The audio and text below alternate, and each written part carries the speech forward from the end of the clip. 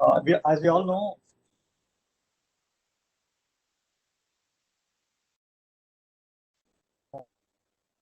majority of the times it is in association with large vessel, other large vessel aneurysms. Iliac artery aneurysm is often diagnosed as a result of screening or other imaging studies.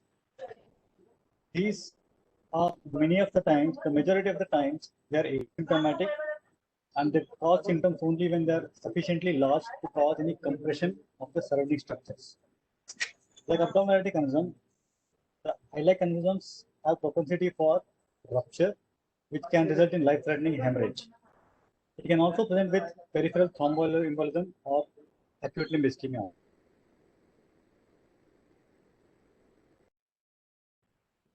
An aneurysm is defined when it is more than 1.5 times the normal diameter of the normal artery.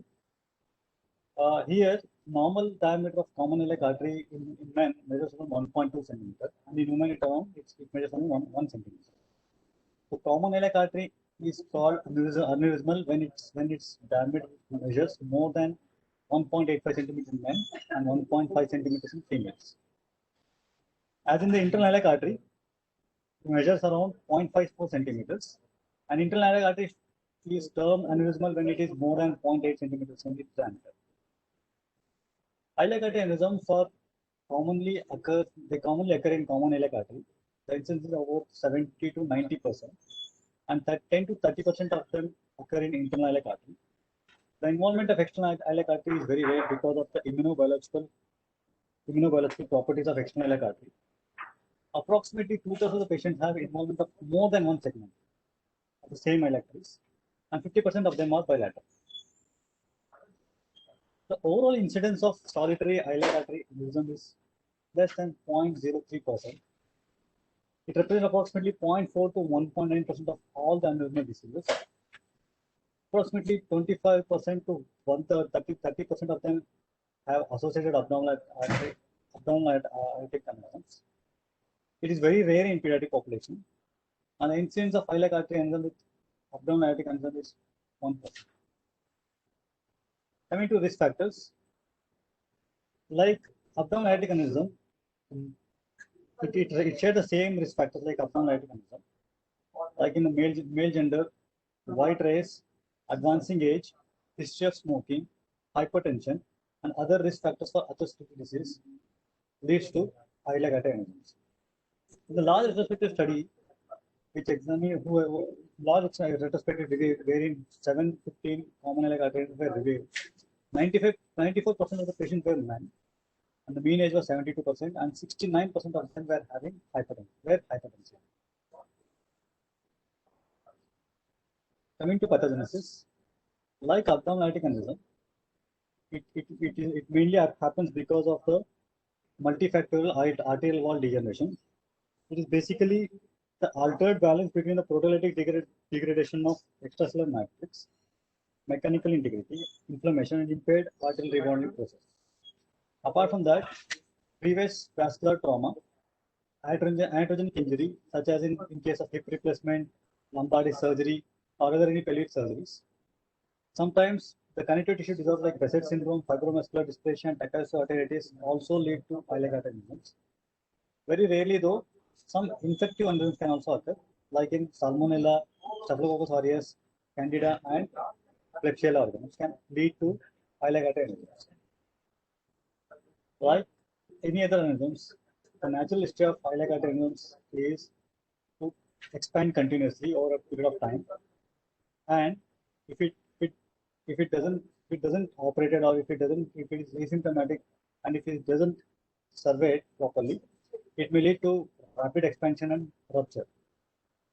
In the retrospective review, they demonstrated that iliac artery aneurysms which are less than 3 centimeter diameter expanded at a rate of 0.05 to 1.15 centimeter per year, whereas aneurysms which are more than 3 centimeter expanded around 0.26 to 0.29 centimeter per year.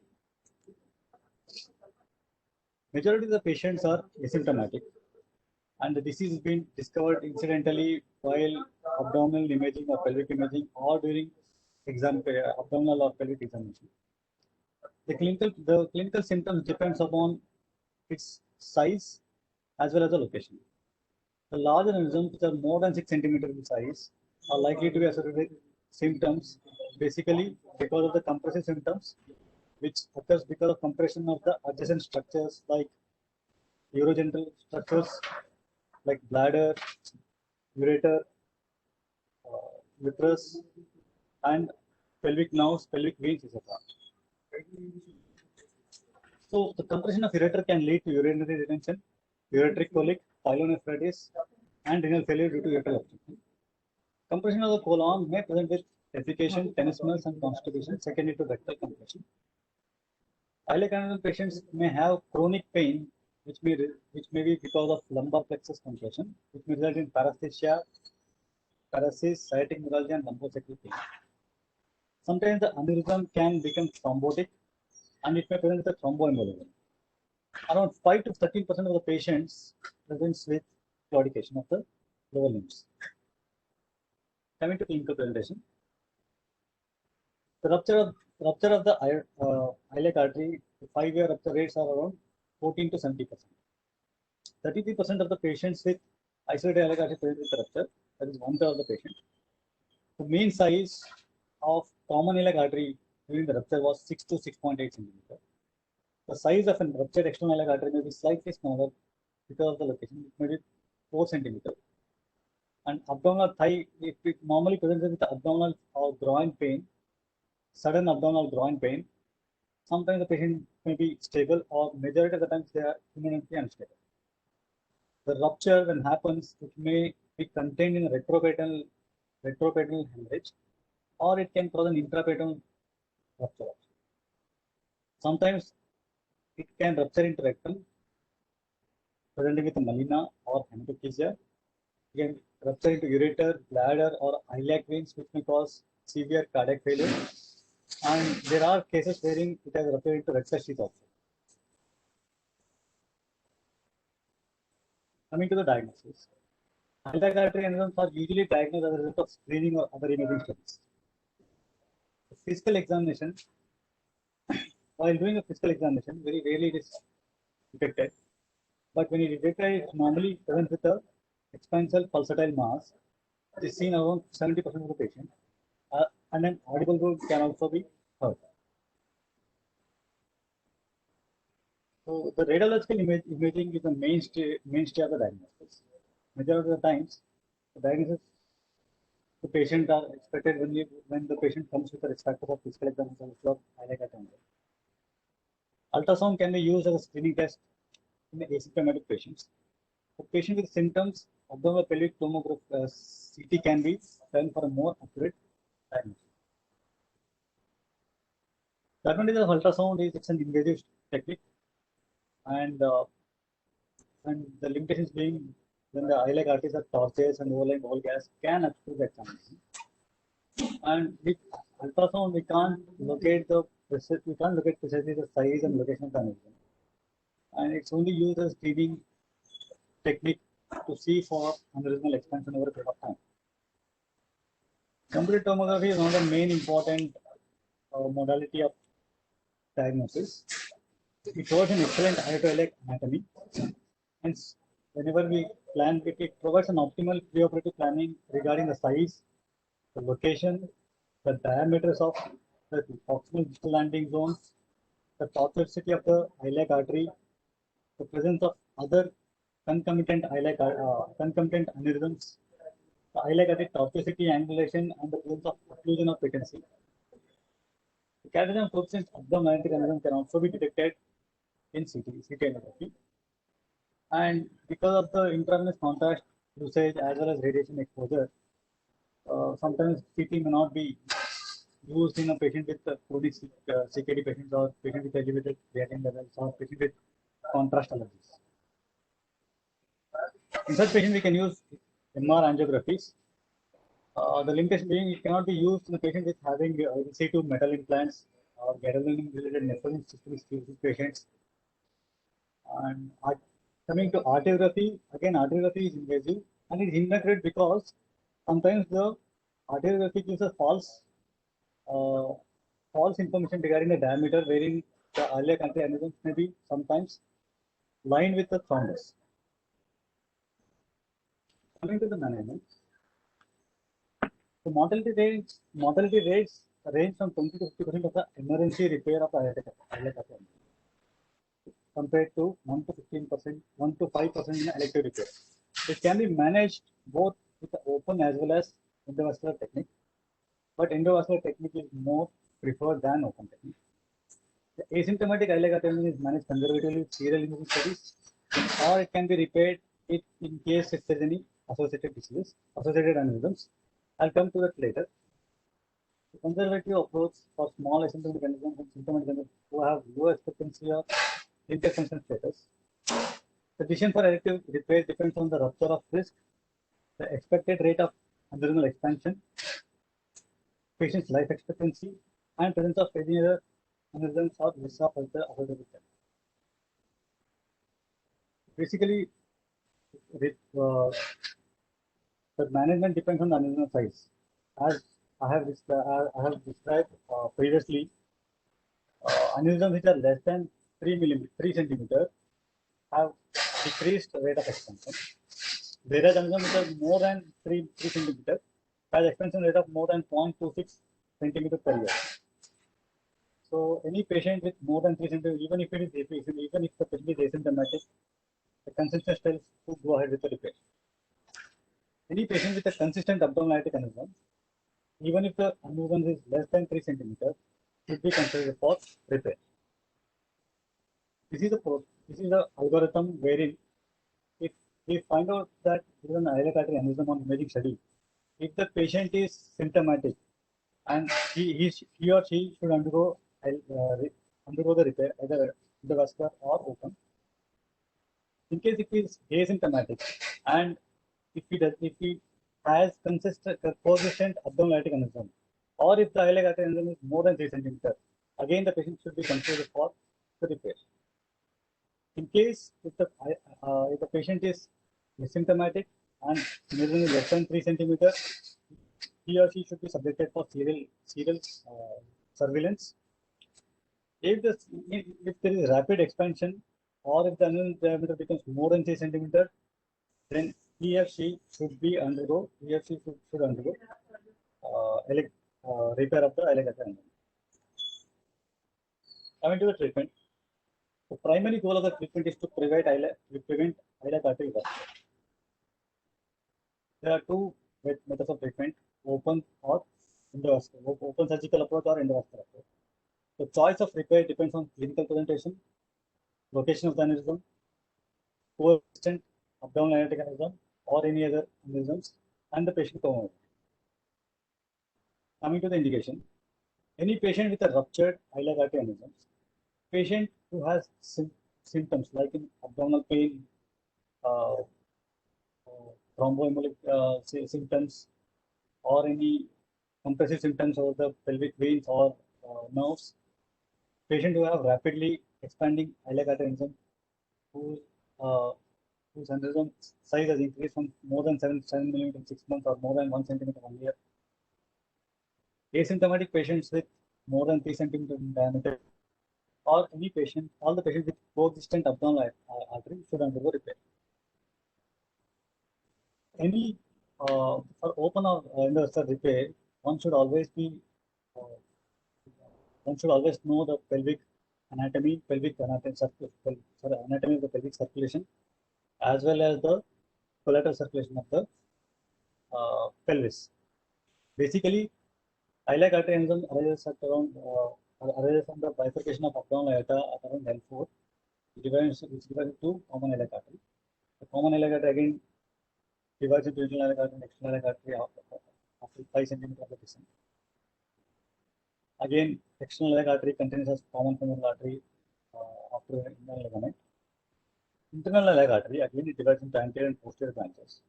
The posterior branch is lumbar, ilolumbar, lateral sacral, and superior gluteal artery.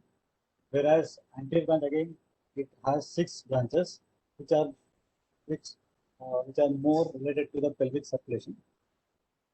Basically for uterus, pelvic viscera, pelvic bone, musculature, etc. So depending upon the patient's symptoms and depending on patient presentation, the open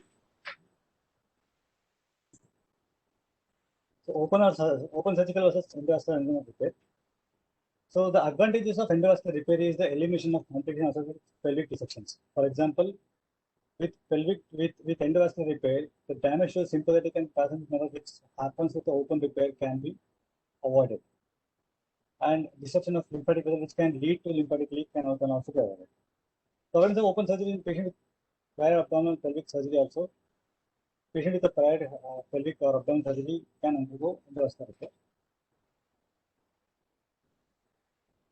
The other advantage of endovascular repair is the shorter length of hospital stay, decreased operative time or less blood loss, and decreased need for perioperative transfusion. Coming to the disadvantage of endovascular repair, the use of intravenous contrast administration. Patient has to undergo lifelong surveillance for graft-related issue as well as renal dysfunction related to infection. Endovascular repairs have higher rates of secondary infection because of the difficulty in maintaining the strength of frequency. But because of the recent advances, the long-term electrolytes have been reduced significantly. The 5-year patency rate for primary iliac artery study represented 96% for endovascular and 100% for open repair. Coming to the open repair, the open repair is prudent whenever there is a need for preserving the pelvic circulation. So preserving the iliac artery, preserving the internal iliac artery is very critical in some cases wherein the pelvic blood flow can be compromised. It is superior for aneurysms which have compressive symptoms, and most of the patients with compressive symptoms get relieved with the open repair compared to the endovascular. Coming to the preoperative reparation, the patient has to be preoperatively stratified according to the risk. He has to undergo cardiac and pulmonary preventive strategies related to different cardiac and pulmonary complications has to be taken care of. Antithrombotic therapy for DVT prophylaxis to be taken. Antimicrobial prophylaxis, which I discuss later. And we need to take adequate measures for prevention of contraction-induced nephropathy, as we take for abdominal aortic aneurysm. These are institution protocol wherein we use cefazolin about 2 grams IV, 2 grams IV stat, and to be repeated every 4th hourly. Coming to the open surgery. The open surgery normally depends on the segment of the iliac artery which is affected. We normally there are variety of techniques wherein a midline or laparotomy or a retrograde approach can be utilized. In case if the iliac artery is aneurysm is also associated with consistent abdominal aortic aneurysm, majority of the times we do open surgeries.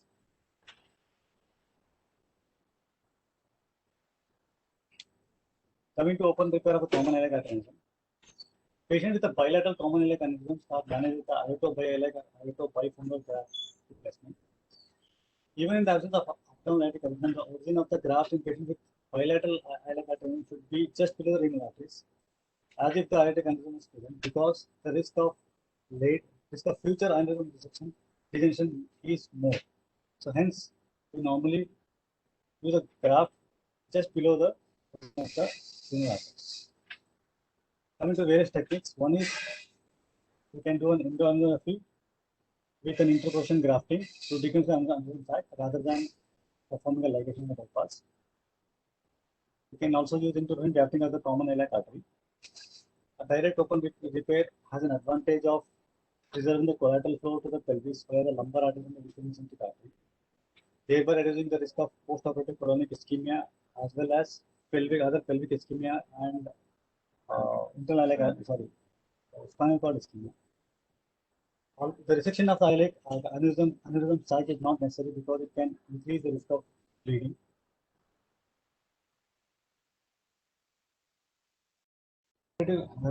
So the various technique, one is endoangiography with the graft interposition. Interposition of the graft maintains the pelvic anterior pelvic blood flow in the setting of bilateral iliac artery aneurysms. Aneurysm can be necessary for a large aneurysm that is causing compressive symptoms.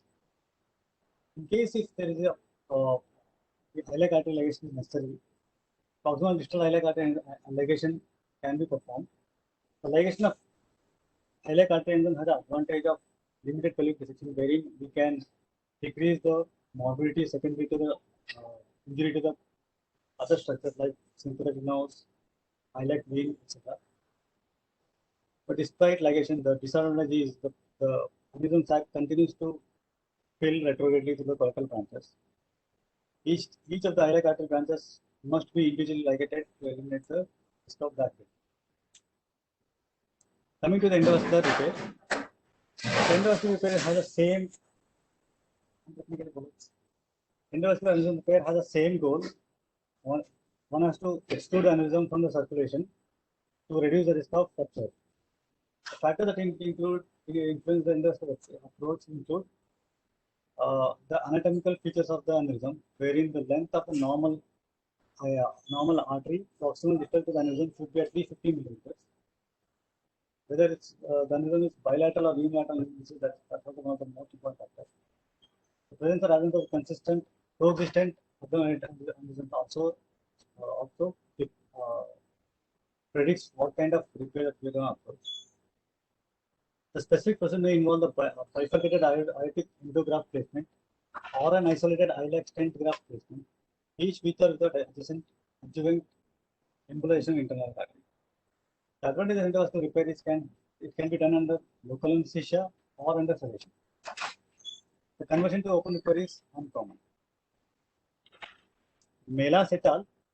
Described a classification scheme for endovascular aneurysm treatment depending upon the landing zone, proximal or a distal landing, depending upon the landing zone, and the common and the normal non-aneurysmal segment present distal or proximal normal aneurysmal segment of the iliac artery. According to this classification, the aneurysm can be divided into type A, type B, which is further in B1, B2, type C, and D1, D2.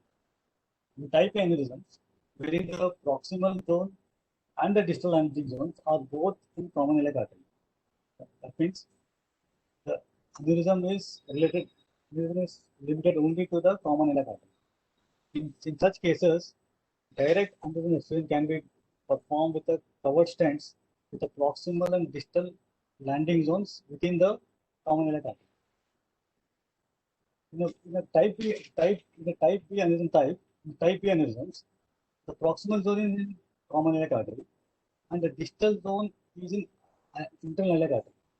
If the internal iliac artery aneurysm is the internal iliac artery diameter is less than 50 millimeters, the anatomical repair with the iliac artery preservation can be performed with the iliac side branch device.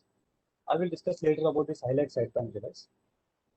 In case if the distal landing zone is 20 millimeters with the within the iliac artery aneurysm, an extra anatomical repair with iliac artery preservation can be performed with a hybrid technique. The three techniques that is described here is: one is a placement of the ioto uniiliac device in a contralateral non-visible common iliac artery with a femorofemoral bypass and endograft placement in ipsilateral internal iliac artery. In case the other technique is the placement of a bifurcated endograft with ipsilateral extension to external iliac artery. Ipsilateral retrograde open up surgical ligation of internal iliac artery and bypassing the graft from distal external iliac artery to ipsilateral external iliac artery, internal iliac artery. A placement of the bifurcated endograft with an ipsilateral iliac limb extension towards the ipsilateral iliac artery and adjoint femoral bypass can be performed. In case if the type C and type, wherein the proximal landing zone is in aorta and distal landing zone is in common iliac artery,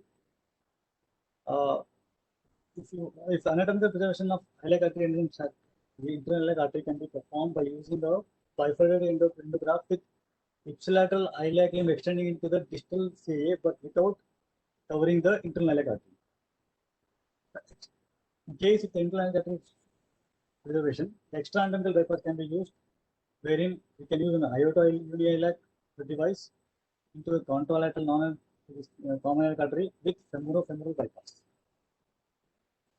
Apart from that, in D1, if the landing zone is in proximal, the proximal landing zone is aorta, and the distal landing zone is internal iliac artery. Again, iliac artery side branch can be used. In case, if not, the double barrel graft technique using the bifurcated device can actually be used. I'm going to describe each and every technique for it. In type A, wherein the proximal and distal landing zone both are in common iliac artery, we can use a small, we can use just a stent, common iliac stent graft, wherein both the proximal and distal landing zone are within the common iliac artery, with the preservation of the blood flow into the internal iliac artery. If the proximal landing zone is less than 50 millimeter, then we can use a branched graft, we can use a bifurcated graft, wherein the prophylactic or planned internal iliac coiling or embolization can be performed, and the distal landing zone of the graft can be placed in external iliac artery. In case if there is adequate proximal but inadequate distal landing zone, iliac artery shall be compromised by inserting a stent graft with a proximal landing zone in the common iliac artery and the distal landing zone in the external iliac artery, and coil embolization of the internal iliac artery. Coming to the branch graft devices, these are the branch graft devices wherein it is wherein there is an iliac artery device with a precannulated internal iliac artery link. This can be used when to preserve the internal iliac artery flows, and the internal iliac artery can also be extruded from the anterior side. This is used when there is a coherent abnormal aortic aneurysm and a common iliac artery aneurysm that extends into the internal iliac artery. The internal iliac artery may be able to be preserved with an iliac artery branch, as in this picture.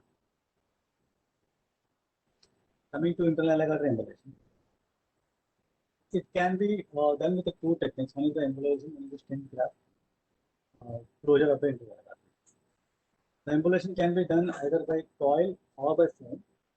Coil embolization in the internal artery causes interruption of blood flow into the aneurysm, and the outflow. The aneurysm to be and the outflow from the internal iliac artery branches, which will then eventually get thrombosed. And the bilateral embolization is chosen. A staged approach may follow because the need for development of pelvic collaterals. In the first stage,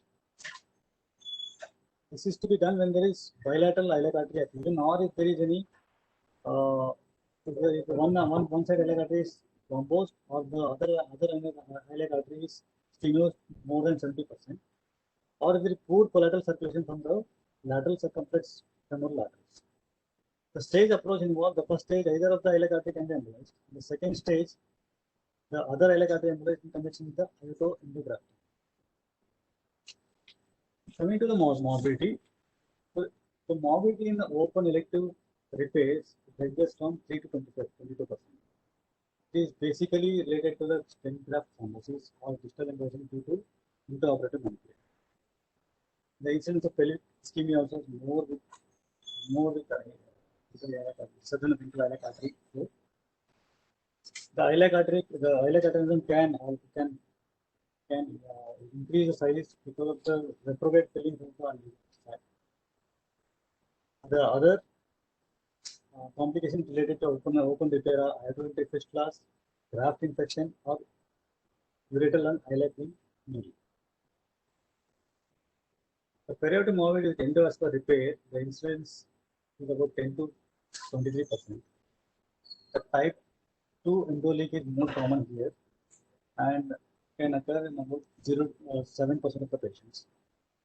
The endoleak occurs approximately 40% of the rupture rates. The most common complication is accessory complications, wherein the patient can have groin infection, hematoma, and fluid formation. Other complications like graft stenosis, thrombosis, or graft kinking may lead to symptomatic lower extremity ischemia later on. So the incidence of distal emboliation is more with endovascular repair because of guide wire manipulation during the stent deployment, and the incidence rate ranges from 1 to 2%. In a study performed by Sehgal, wherein they include 300 endovascular and 350 open aortic repairs, the severe foot ischemia occurred in 7 endovascular repairs compared to 3 open repairs.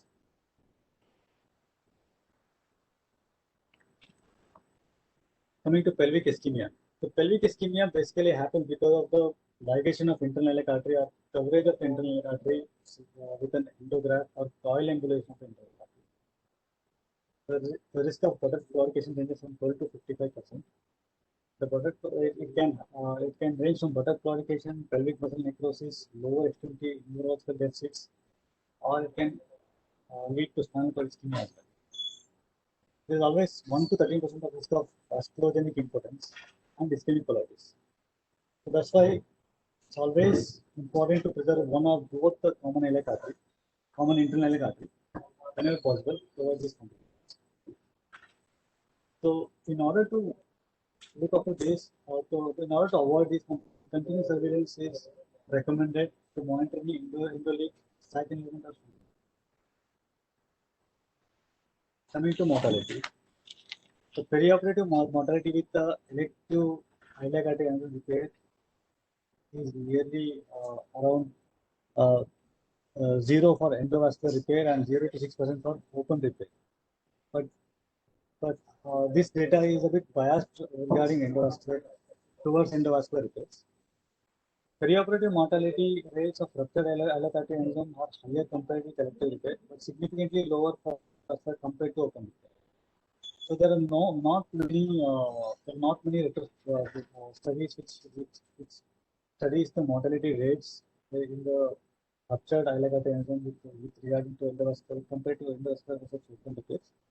But there is one study which showed almost zero perioperative mortality with endovascular repair compared to 6% with the open repair. Coming to surveillance, annual evaluation. Patient with any repair, open repair or endovascular repair, has to undergo annual evaluation. Patient should undergo complete vascular examination to identify the development of any other large vessel wounds. Lifelong surveillance is necessary for patients who have been treated with endovascular technique because to see for any endovascular endo leaks or any graft thrombosis, graft kinking, etc. Patients are advised to undergo CT angiography and the anterogradial index measurements at 30 days, 6 months, and 1 year intervals. In case if the patient has no problems at 1 year interval, thereafter annual CT scan or abdominal ultrasound is recommended to assess stent graft patency, to look for any endoleaks, and to avoid any changes in the aneurysmal sac diameter. If there is any increase in the sac diameter of the endoleak symptoms, aggressive surveillance and arteriography is indicated depending upon the nature of the complication that the patient has developed. To summarize, iliac artery aneurysm can be repaired using a variety of open or endovascular techniques. The choice of the repair depends upon the segment of the iliac artery that is affected. Whether the patient, it also depends on if the patient has coexistent abdominal aortic artery aneurysm or not. It also depends upon the other anatomical features like the proximal diameter and length of the proximal distal angulum zones. Involvement of the internal iliac artery, whether the iliac artery aneurysm is unilateral or bilateral. Patient's comorbidities, the resources available at the treating center. Iliac artery aneurysms are more commonly associated with abdominal, which is associated with abdominal aortic aneurysm treated with a bifurcated graft or an endograft. For isolated common iliac artery aneurysms, a stent graft can be placed after 1 month. depending upon the Melas classification, type A, type B, type C, or type D. You can decide upon what sort of graft you can get.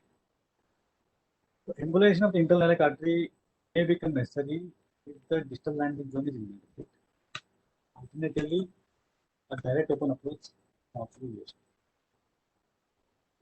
Internal iliac artery enzymes can be embolized, ligated, or directly fed. For help to repair, endovascular rather than open surgical repair is recommended. Endovascular repair is associated with significantly decreased mobility. Open repair may be preferred if pressure in the iliac artery is critical for the pelvic blood flow. Open repair is often necessary for hemodynamically unstable patients who has rupture of iliac artery. Open repair may be superior for relieving symptoms of compression related to large iliac artery. Thank you.